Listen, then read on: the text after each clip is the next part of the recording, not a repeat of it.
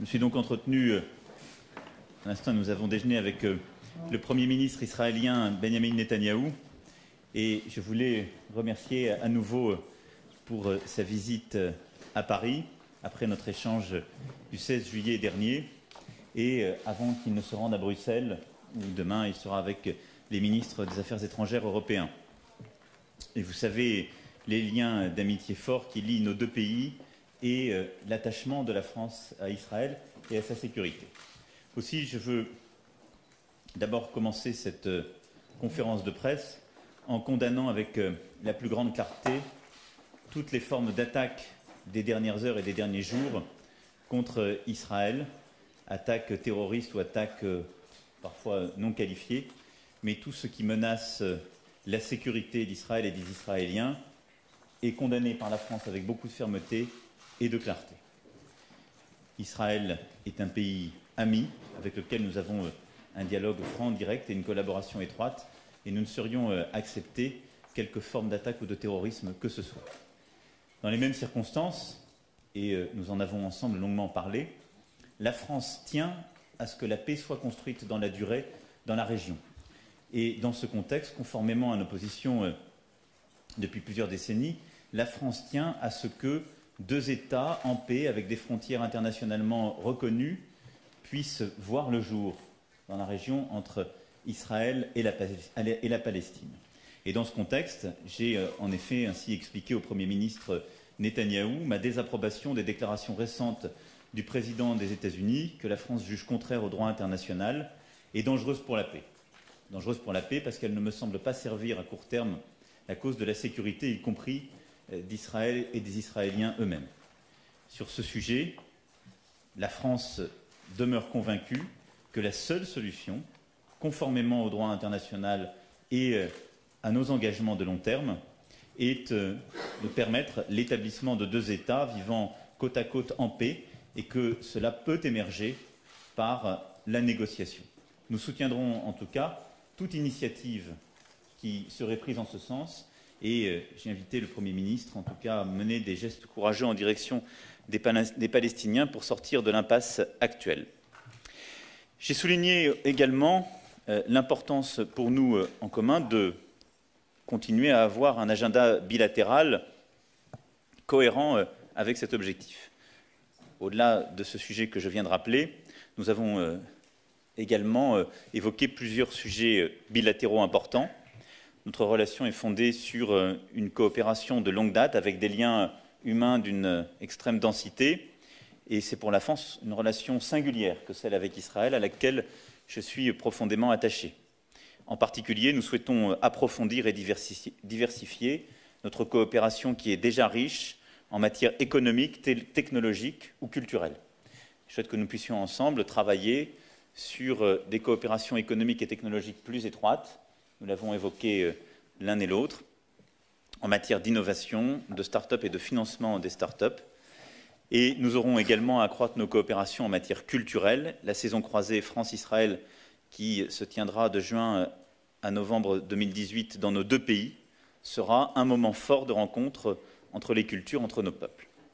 Nous allons travailler à en faire un succès et je souhaite que ce succès coïncide avec une reprise du dialogue israélo-palestinien et les visites qu'effectueront en Israël et en Palestine le Premier ministre et moi-même l'an prochain.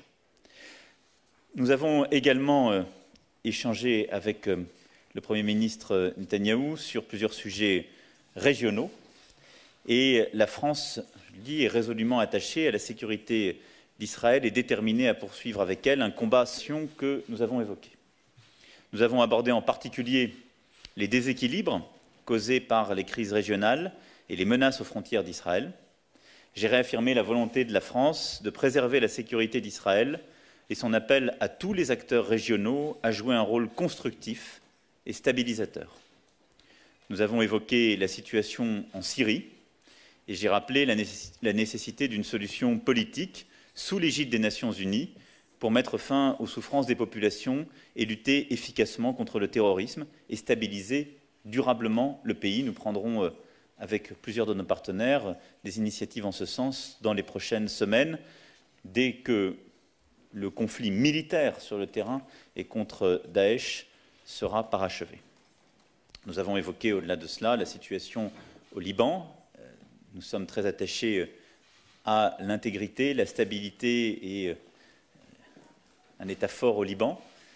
Et dans ce contexte-là, je me suis félicité des décisions prises la semaine dernière par le président Aoun et le Premier ministre Hariri qui ont conduit à la réunion à Paris vendredi du groupe international de soutien au Liban et qui, je crois, est une bonne décision pour la sécurité d'Israël, puisque dans les engagements clairs qui ont été pris par le Liban, la désassociation, c'est-à-dire la neutralité de toutes les composantes Liban, a été actée, ce qui était un point souligné depuis plusieurs mois par le Premier ministre Netanyahou. Nous allons continuer à travailler ensemble de manière très étroite pour lutter d'une part contre Daesh, mais contre toutes les formes de terrorisme ou toutes les formes d'action qui menacent la sécurité d'Israël et par voie de conséquence notre propre sécurité dans toute la région. Voilà ce que je souhaitais rapidement rappeler en remerciant à nouveau le Premier ministre Netanyahou pour sa visite à Paris et le plaisir qui est le mien de le recevoir une nouvelle fois. Thank you. Thank you. Thank you, Mr. President. My friend Emmanuel, you are indeed a friend. I welcome the condemnations that you've just expressed against the terror attacks against Israel and Israelis. They're always inexcusable.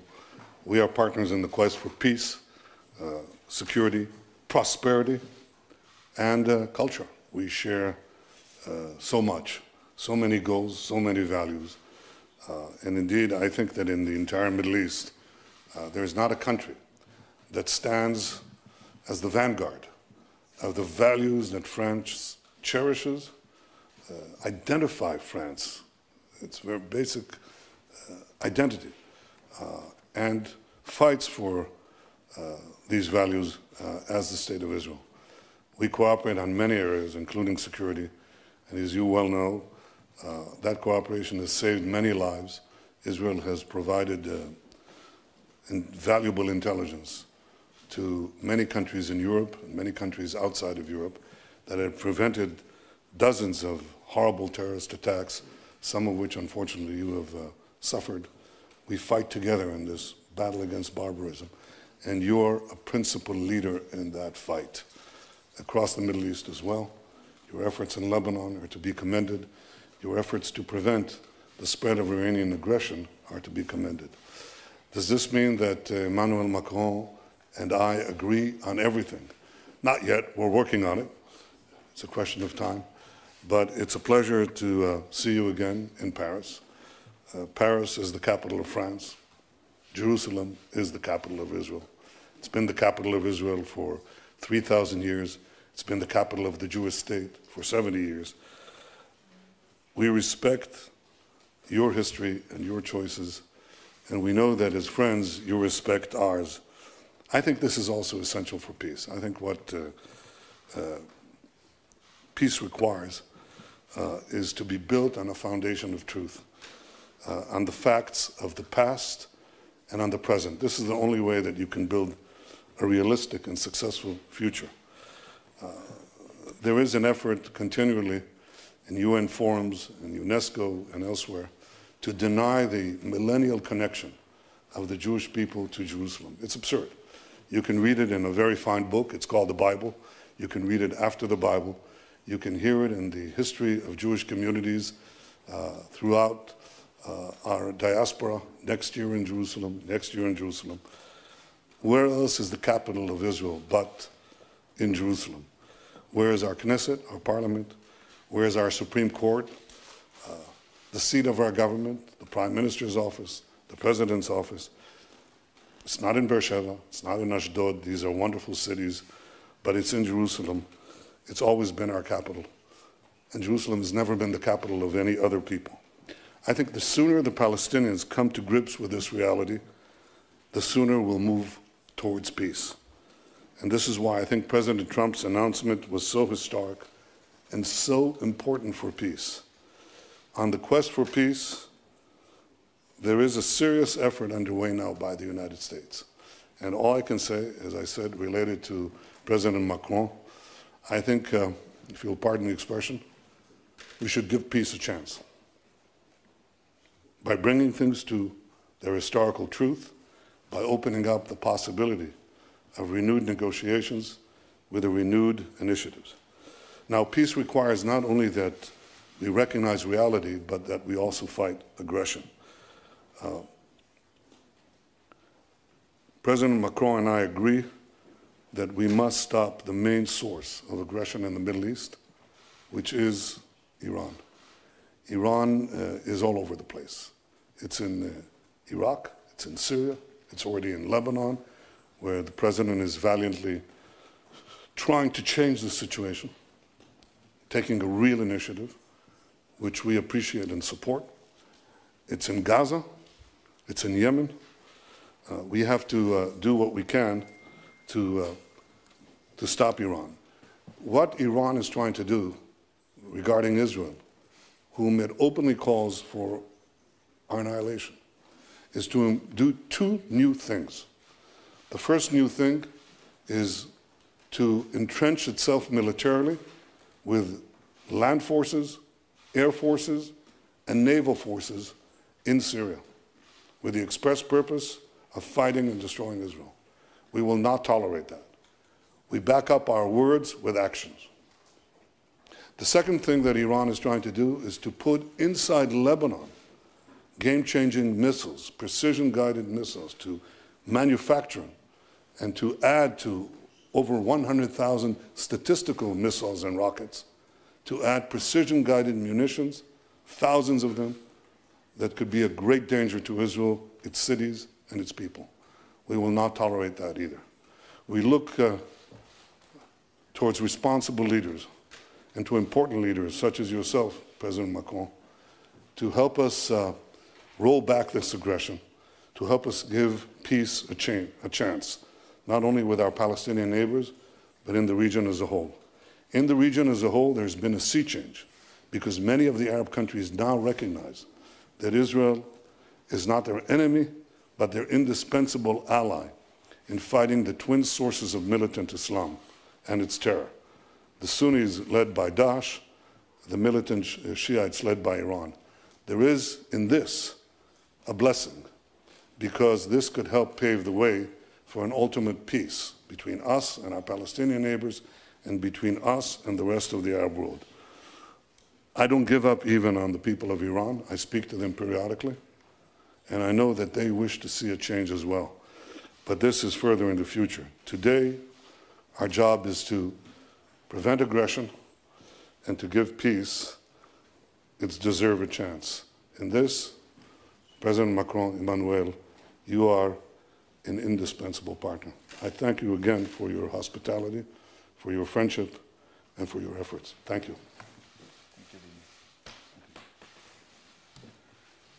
Nous allons répondre à vos questions maintenant. Monsieur le Président, actually, the fact that European leaders condemned the declaration made by President Trump last week and didn't condemn the missile shooting toward Israel during the weekend, he said it's hypocrisy and double standard. What do you say about that? And a question to the Prime Minister.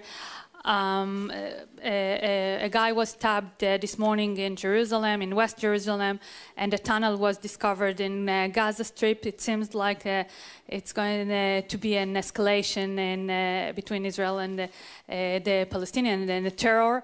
And beside the President Erdogan said this morning again that Israel is murdering children. What do you say about that? ורצינו לבקש גם אם תוכל לענות גם בעברית בשביל הטלוויזיה והרדיו. J'ai raté la fin, mais j'ai l'impression que ça n'était pas totalement pour moi. Pour répondre à votre question, sauf à ce qu'il y ait eu des problèmes de traduction au début de mon intervention, j'ai eu le sentiment d'avoir justement une approche complète qui ne fait pas l'objet d'un double standard. J'ai condamné très clairement les attaques terroristes et j'ai désapprouvé, ce qui ne m'appartient pas de condamner, j'ai désapprouvé la déclaration du président Trump comme n'étant pas conforme au droit international. Donc il n'y a pas de double standard, il y a un très grand réalisme. Et d'ailleurs, les événements qui sont en train de se passer montrent bien que cette déclaration a suscité des réactions qui ne sont pas bonnes pour la sécurité d'Israël. Et aujourd'hui, qu'y a-t-il de neuf sous le soleil? Tout ce qu'a dit du Bibi Netanyahou n'est pas nouveau. Que Israël reconnaisse Jérusalem comme sa capitale n'est pas quelque chose de totalement nouveau sur le plan des institutions politiques.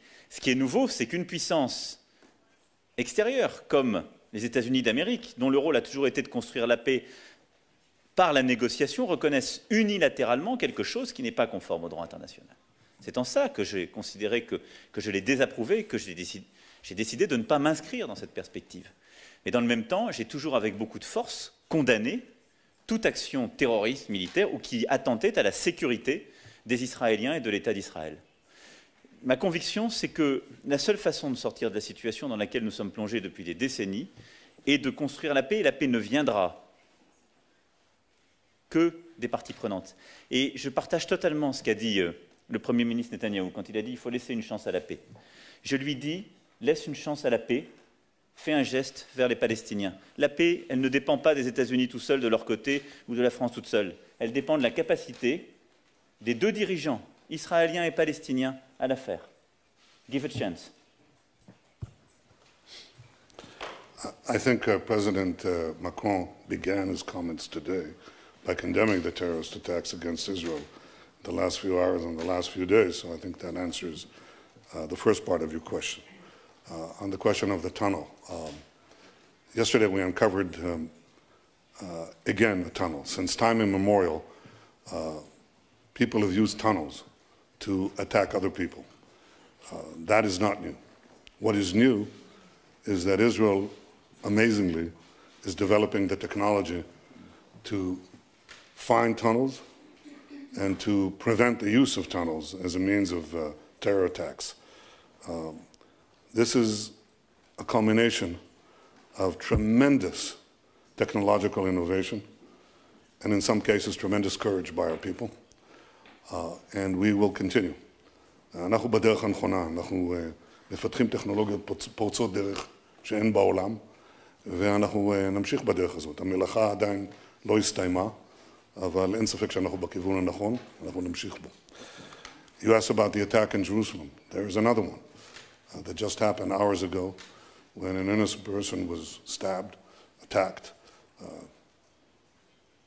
אני שולח תנחומים כמובן, לא תנחומים אלא תקווה להחלמה מלאה. אנחנו נלחם בטרור הזה. הוא לא דורש סיבה, הסיבה היא הקיום שלנו.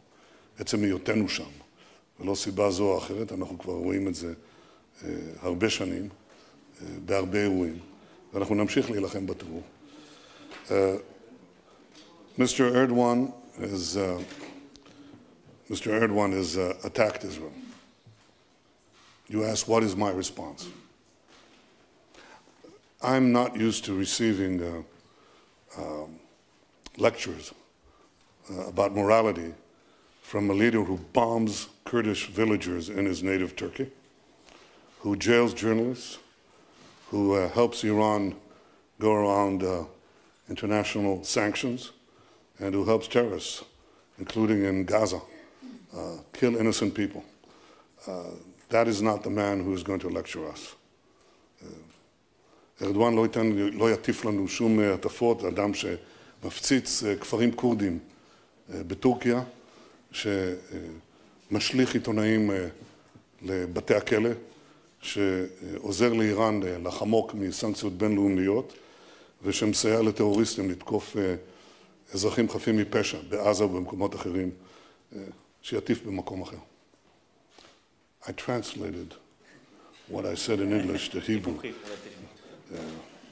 It was subtle diplomacy.